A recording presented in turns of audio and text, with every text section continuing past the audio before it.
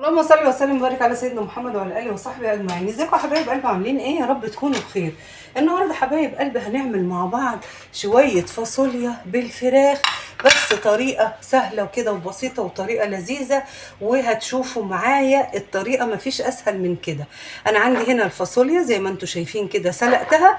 انا بقى بسلق كميه، يعني ممكن اخد منها كميه اعمل بيها سلطه، ممكن اخد كميه اعينها لطبخه جايه، يعني حسب ما انا محتاجه يعني.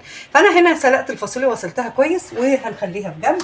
وعندي هنا بقى الفراخ مقطعاها، شايفين مكعبات صغيره كده قد الفاصوليا او اكبر. اهو شايفين مكعبات صغيره، مش شاورما، لا مكعبات. شايفين قد ايه؟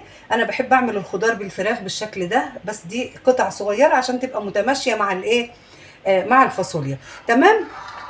عندي هنا بصلايه مبشوره، وعندي هنا توم، معلقه توم مبشور، وعندي هنا البهارات اللي انا هستخدمها او التوابل اللي انا هستخدمها. عندي ملح، فلفل اسود، كمون، وبابريكا، ومرق الدجاج، فقط لا غير. دي كل المكونات اللي انا هستخدمها. وتعالوا بقى بينا نروح على البوتاجاز ونشوف الدنيا ايه وهنعمل ايه. حبايبي هنا احط شويه زيت، زي ما انتم شايفين كده. هو ده الزيت اللي انا هستخدمه في الطبخه بتاعتي.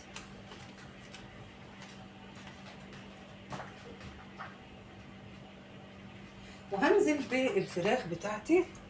شوف بس الزيت اتقدح ولا لا كده.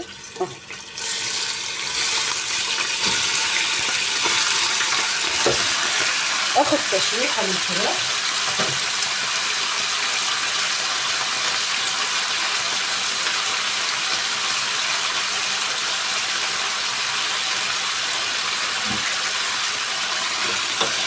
لحد ما يتغير لونها تماما كده.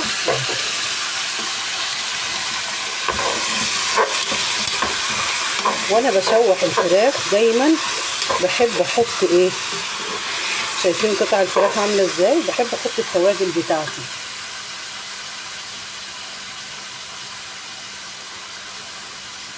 انزل بالتوابل كلها كده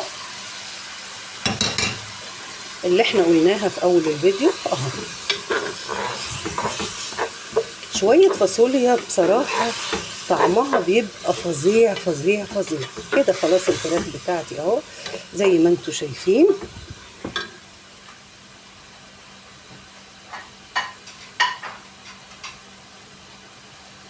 هبتدي احط البصله بتاعتي،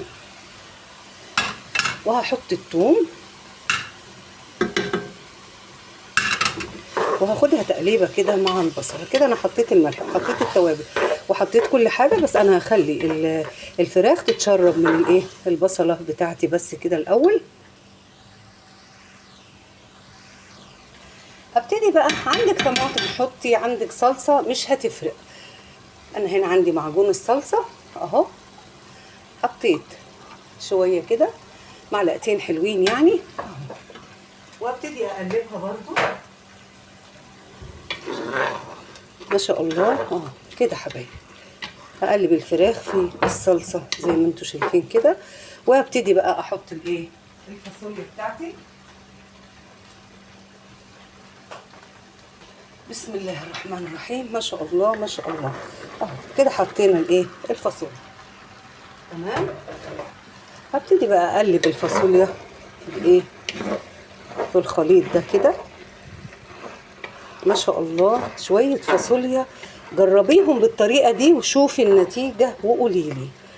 تمام. نزود بقى ميه، نزود شوربه براحتك اللي موجود عندك حطي. انا طبعا عشان عامله الفراخ في قلب الفاصوليا، فبتحس ان هي الشوربه نازله منها فيها. تمام. وهبتدي بقى احط الميه بتاعتي. انا كده مش محتاجه احط ايه، شوربه، لان الفراخ عندي ايه، كأن الشوربه بتاعت الفراخ قطع الفراخ نزلت في قلب الايه، الفاصوليا. بس حبايبي كده نعمل شويه رز بشعريه حلوين كده، ونسوي الفاصوليا، وهنشوف الاكل النهائي بتاعنا عامل ازاي. هحط عليها، هي طبعا الفاصوليا بتاعتي مستويه يعني، مش هتاخد وقت عندي في الايه، في التسويه. خليكم معايا لحد ما نكمل الفيديو للاخر. حبايب قلبي كده خلاص خلصنا الفاصوليا بتاعتنا. نبتدي بقى نغرفها في الطبق بتاعنا الجميل ده. شايفين الفراخ تقريبا بحجم حبة الايه، الفاصوليا، يعني مش مقطعاها كبيرة، لا انا عاملاها عشان اللي ياخدها بالمعلقة ولا هيتعب ولا حاجة خالص. تمام حبايبي، كده الفاصوليا بتاعتنا الجميلة اللي احنا عملناها بالشكل الرائع اللي انتوا شايفينه ده.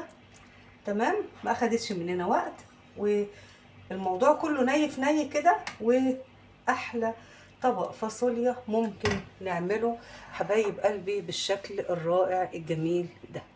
عملنا كده الفاصوليا بكل سهولة، واتمنى لو الطبق بتاعنا النهاردة عجبكم ما تنسونيش لايك وشير وسبسكرايب للقناة وفعلوا الجرس حبايبي عشان يوصلكم كل جديد، ويا رب دايما اشوفكم بألف خير.